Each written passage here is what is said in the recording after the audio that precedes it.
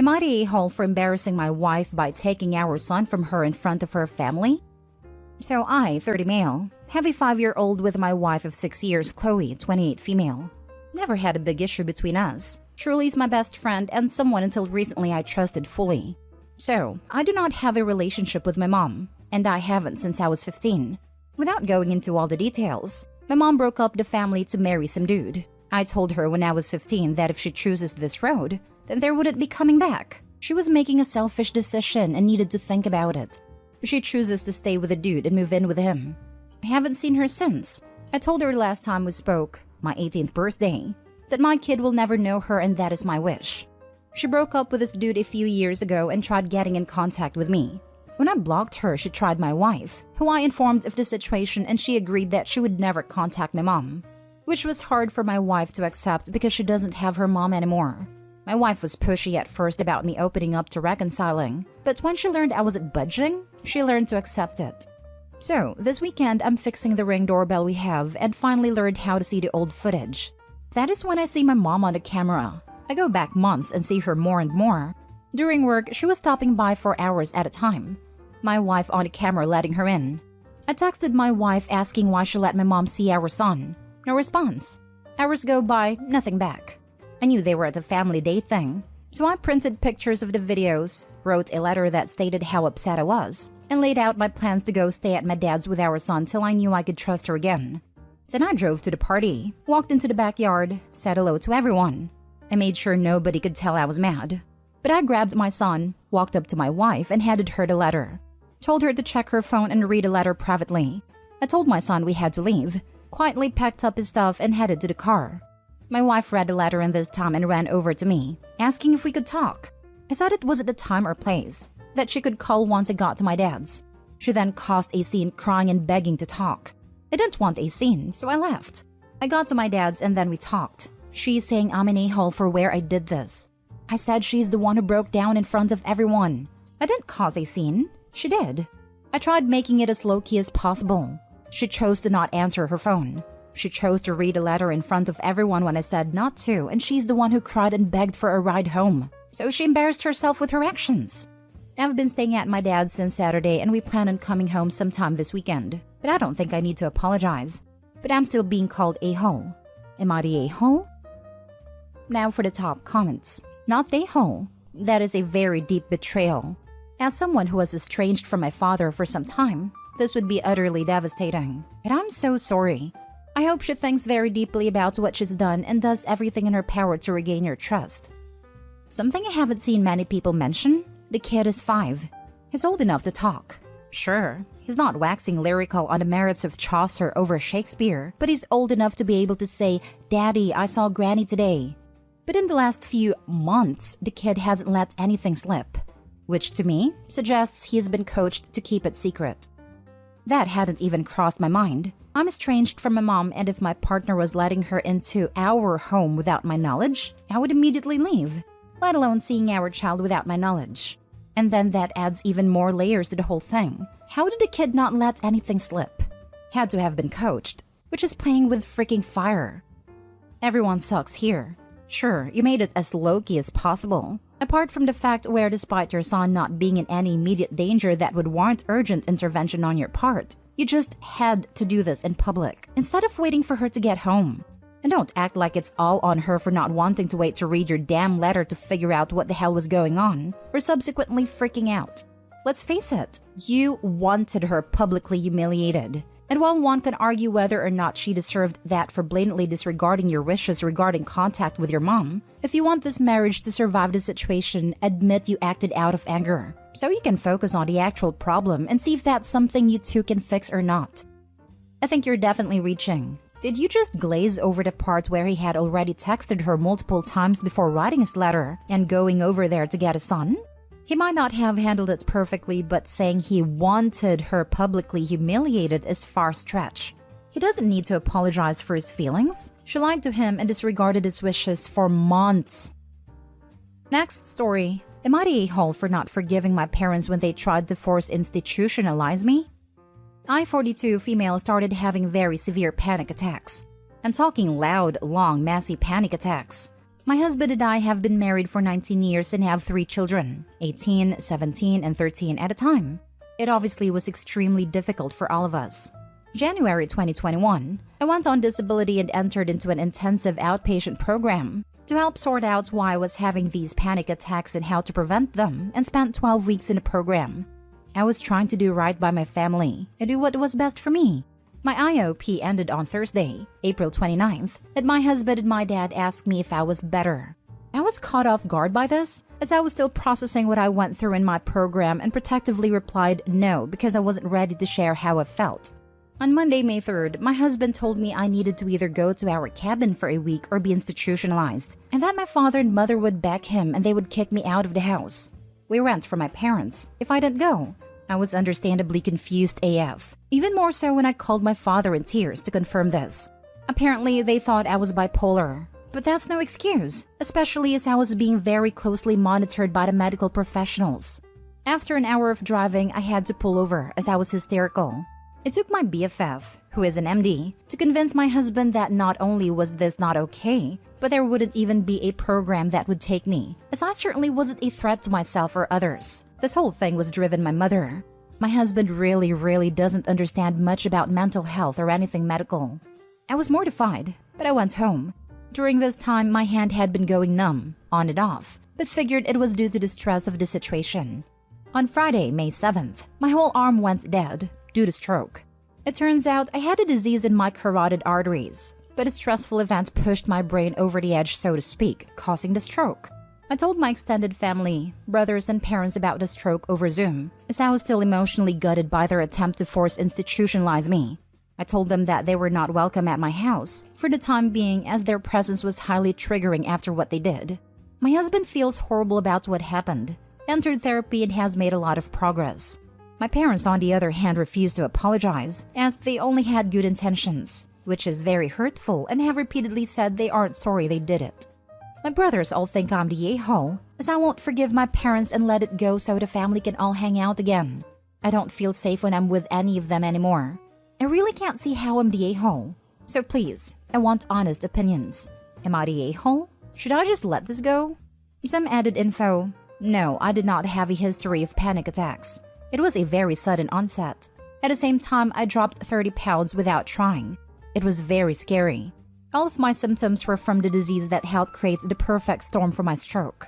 No amount of meds or therapy could fix it, as it wasn't actually a mental health problem. It is now, though, after what my family put me through.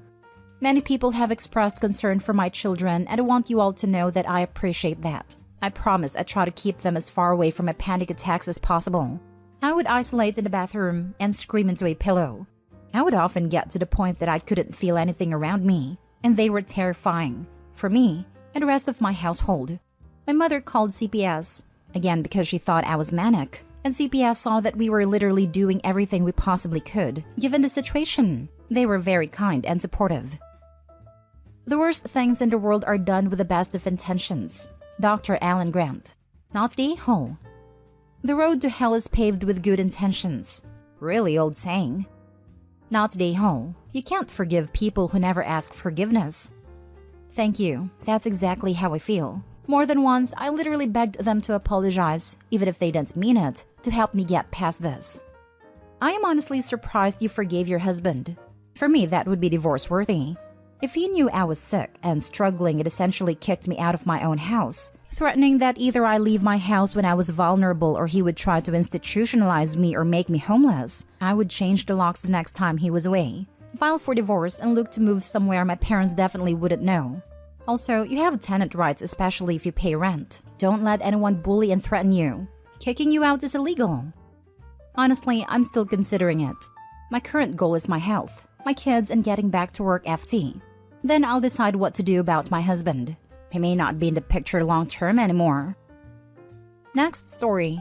Am I the a-hole for pointing out the role my sister played in her toxic relationship? My sister, Eleanor, 26 female, dated her ex-boyfriend Scott, 30 male, for a little over a year in 2017. My parents and I, 27 male, got to watch their relationship play out from the sidelines. And it definitely wasn't the healthiest. Scott was struggling hard with alcohol addiction and would raise his voice when he got drunk. Eleanor seemed more interested in provoking these situations than providing actual compassion and care. It was toxic all the way around, and they both played parts in it. During their relationship, Scott and I talked often. I would reach out to him whenever Eleanor would come stay at our parents' house after a fight. Sometimes the text conversations and phone calls weren't even fully coherent, but he would thank me sometime later if he remembered our interaction. I think I might have been one of the only people he had in his corner. I was in Eleanor's corner too, but witnessing her not limiting her alcohol consumption around Scott despite knowing his struggles was really leaving a bad taste in my mouth. Following their breakup and a downward spiral from Scott, I was eventually able to reconnect with him. I encouraged him to get help, and I stood by him throughout his sobriety journey. As of right now, he's going on 2 years alcohol-free. He's my closest friend and my confidant. We're life partners, and I feel lucky that I get to be a part of his support system. Any support system is exactly what he needs, but he has not been welcomed at any family events of mine since the breakup despite his sobriety. I've taken him to some, but my parents and my sister have made it abundantly clear that they will not speak to him or do more than just tolerate his presence. This all came to a head this past weekend. I told my family I wanted to talk to them at the family brunch my parents host occasionally. Once there, I tried to initiate a conversation about forgiveness, but Eleanor basically wouldn't allow it. She would interrupt me by saying things Scott had previously said to her. I tried to ignore her and have a productive talk with my parents, but eventually I snapped and told her that if she had supported Scott in the way he had needed, and not selfishly continued to drink in front of him despite the very obvious alcoholism struggles, then maybe things would have been different. I left but have received text from my parents and her about how out of line it was, and how bad of a brother I am. Am I the a-hole? Edited to add, I am not saying Scott's addiction was my sister's fault or putting any blame on her. I'm also not excusing his actions. I'm simply saying that both sides of this relationship were toxic, and I wish forgiveness was an option. You're the a-hole. He had a problem, not her. Congratulations on fixing him. You doing that and then dating your sister's ex-boyfriend who was toxic and abusive to her says a lot about you. You're the selfish one. Edit. My question is also why you felt so compelled to console and help a stranger mistreating your sister. The one arising the issues, leaving your sister on the sidelines and blaming her? Very strange behavior. Perfectly stated. The pride about fixing Scott and judging his sister harshly was so evident in his post. In addition, I'm skeptical about anyone's attempt to be the mediator and force forgiveness.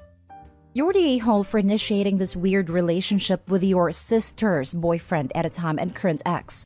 If I was her, I'd cut you off. Your sister comes home after a fight, needing support. And instead of giving it to her, you support the guy she fought with? I don't know why you would expect them to accept your guy's relationship. You've clearly betrayed your sister. Opie said he and Scott are dating now. Last story. Am I the a-hole for telling my father-in-law he can starve if he wants because I didn't care? My husband and I, both 26, recently hosted a family dinner to announce our pregnancy. It's important to add that my husband doesn't have a close relationship with his father, but we keep him around because he still has 3 minor siblings that we love and care for. My father-in-law is the type of person that still thinks women should serve men at dining times. Like he has to be served first because he's the breadwinner and stuff like that.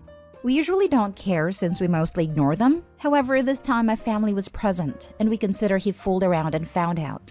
My dad is my favorite person in the world. My mom died when I was little, and my dad took care of my older sister and I. They're the only family I have left. At dinner, both my husband and I cooked things we knew both of our families would like. The first issue started when my father-in-law tried to sit at one of the heads of the table, and my husband said no. He sat at one and I sat at the other. Me with my father and sister to either side, and him with his brothers, so my father-in-law was kind of in the middle and didn't like it. The second problem and the cause of all of this is that everyone was kind of serving themselves. However, my dad has a damaged nerve on his right hand, and he struggles when holding spoons/forks and such. My sister bought him a Parkinson's-friendly cutlery set that he brings around, but a big spoon for serving is still hard for him. So I offered to serve him his plate while my sister served him his drink, and then we all sat to eat and chat. 3 or 4 minutes after that, my father-in-law asks out loud, "Is no one going to serve me my plate?" And my husband looks at him confused and says, "No, we don't do that here." And my mother-in-law just gets up in a hurry and takes his plate. But my father-in-law says no. and that the hostess did it for her father, so she can do it for me. And I say, yes, my father who has an injured hand. You are fine. He says that he won't eat then, and I just shrugged and said that he could starve and I didn't care. He lives with my mother-in-law, and while everyone agrees with me, my own father said that it was a disrespectful thing to say and I should apologize for the way I did it. So am I the a-hole? Not the a-hole. You didn't instigate the situation. He was being ridiculous and you declined to entertain his behavior. Exactly. Not the a-hole. Your father-in-law, on the other hand, is an entitled a-hole. Not the a-hole. Your father-in-law needs to know not everyone follows his sexist views. And in someone else's home, he doesn't get to act that way. If his own wife wants to be his servant, that's her choice. In your home, you can make the call, and his attitude is messed up. You need to make sure he doesn't treat you the same way he treats his wife. Look, I don't think there's anything wrong with making your man a plate. I grew up watching that. But the difference is, my aunts and grandma weren't forced to do it. It was something they liked doing. Hell, I say cooking for you is how I show love, but if I met a man like father-in-law, I wouldn't serve him a damn thing. Like you said, his attitude is messed up. Not only you are not the a-hole, you're a freaking legend. Screw that guy. If he holds such traditional values, he'd respect the house rules of the house he was in. But he didn't, because he doesn't. He's just sexist and entitled.